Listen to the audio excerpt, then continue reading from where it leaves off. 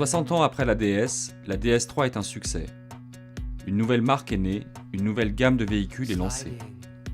Comment est né ce nouveau concept ?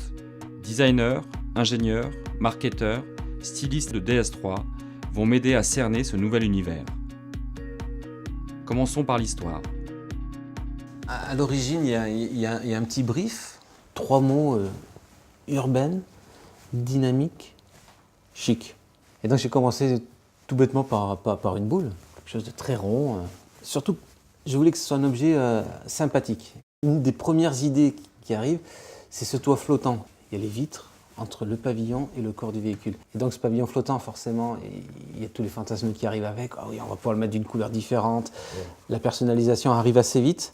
Et ça va être l'accroche de mon concept, en fait, de la DS3, la personnalisation. On a fait une petite voiture compacte, mais qui a vraiment tous les attributs d'une voiture premium et qui reprend plutôt l'esprit de la DS d'origine. La DS55 avait un pavillon flottant qui se déclinait déjà à l'époque en couleur.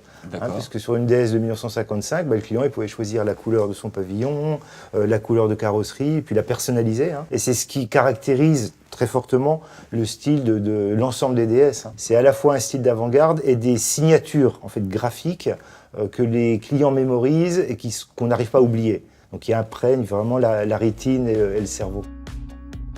Il y a toujours ce côté dynamique qui revient. Et là vient l'idée de l'aileron de requin, en fait.